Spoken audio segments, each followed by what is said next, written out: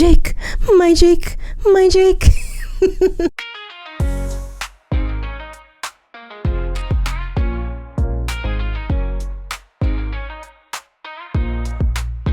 Exactly what you wanna say, what you wanna say. Exactly what you wanna say, what you wanna say. So I just got back from seeing Avatar Fire and Ash, the newest installment of the Avatar franchise by James Cameron and friends. There's been an influx of negative commentary and reactions and reviews online about this movie for whatever reason.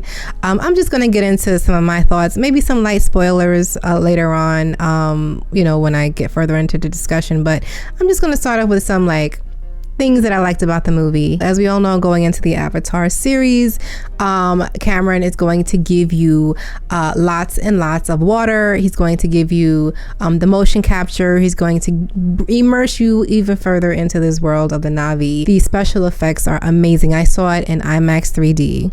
And if you can see it that way, please go and see it in IMAX 3D.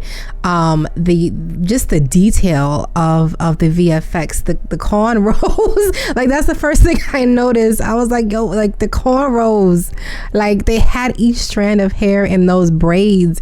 The water, there were scenes where the water was just unbelievable and beautiful, super realistic. And he knows this kind of works already, so he's playing off of the second movie coming into this. And I think that it just continues on with the story of where they left off. It picks up right maybe a few weeks or months after the end of the last movie, where certain things happen. As you saw in the last movie, Neytiri lost her son. She's still in mourning, and the tribe is just trying to figure out what to do with the family.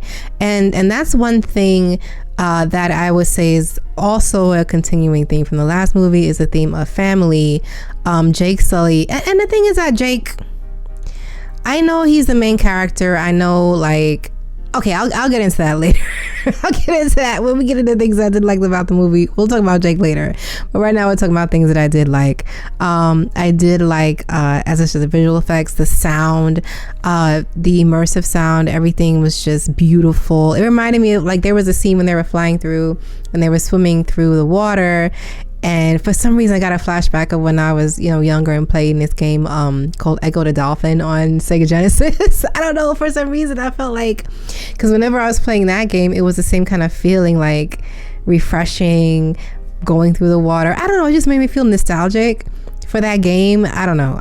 My brain has just been all over the place lately.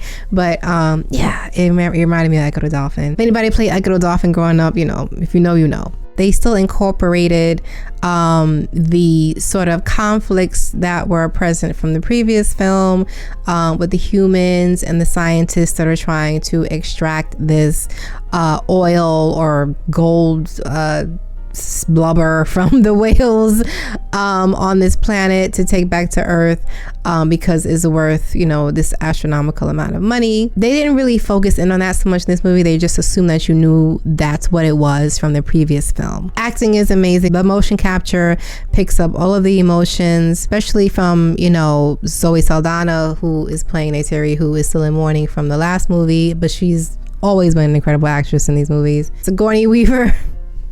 The Sigourney Weaver thing, we'll get into that. I think that is the main gripe of this movie with me is the individual characters. I don't have a problem with the movie itself. The movie is beautiful. The sound is beautiful. The way it looks. You don't go into an Avatar movie expecting some deep complex story. And the people out here complaining about story, what are you talking about?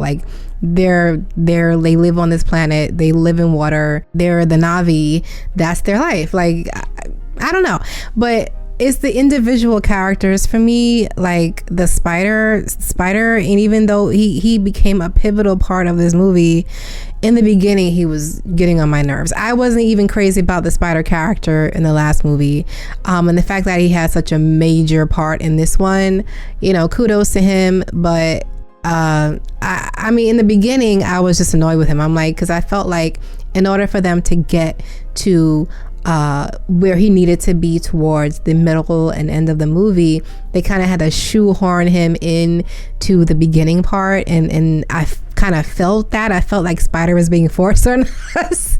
I was like, why is Spider in like every scene? I see why they needed to do it that way, but in the beginning of the film, it was kind of getting on my nerves. But towards the end, I kind of understood why. That was annoying to me. What also bothered me was Sigourney Weaver. Love her, but her character is supposed to be a teenager in this movie, and she is sounding every bit of, you know, a mature woman. Like the voice is not. I know in the last movie she was younger, so they kind of like aged her down, but it was just like whatever. Like they just didn't do it for this movie, but you can just hear that it is Sigourney Weaver, and it just, that kind of took me out. It was a minor thing. It was like a very like nitpicky thing, but it just, I was like, her voice is just like it's not working. Like she's not a teenager. This is not a teenager's voice. And what else? Oh, Jake Sully. Like Jake,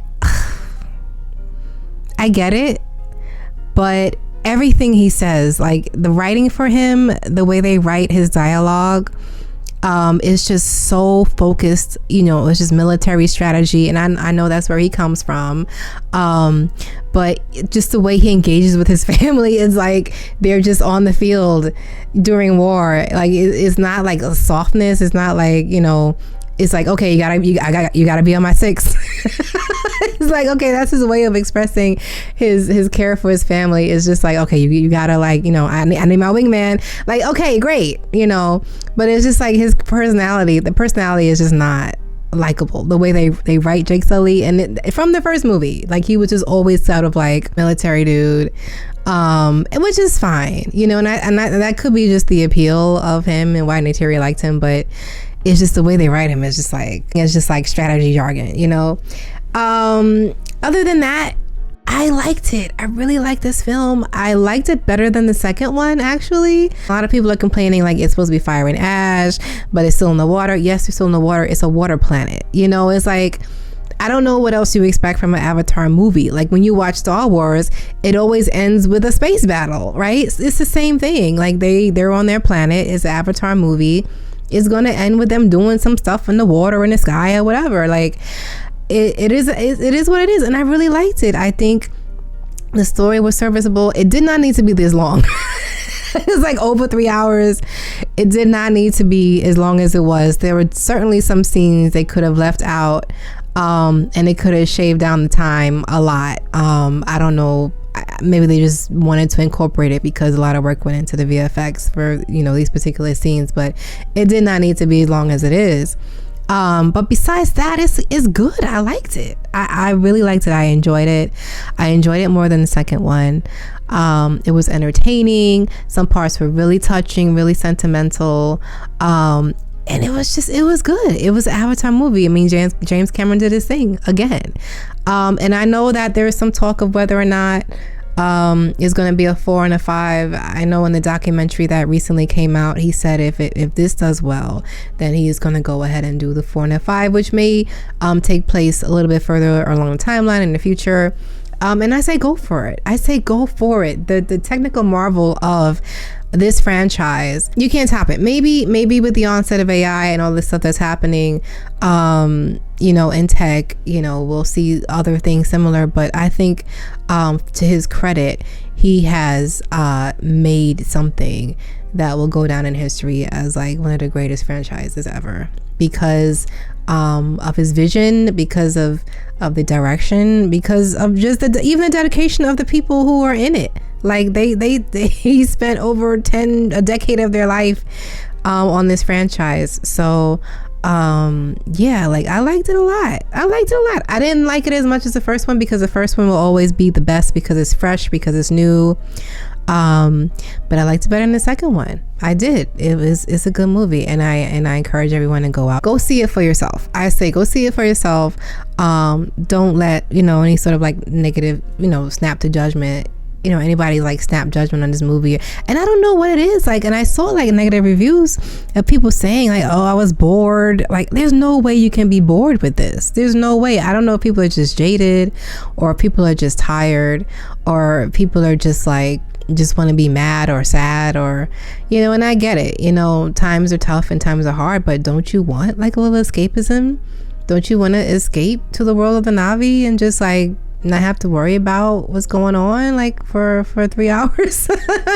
I mean, I don't know. I enjoyed it. If you go into it looking for a deep story that's complex and has you thinking, you're not gonna get that. But will you be entertained? Yes.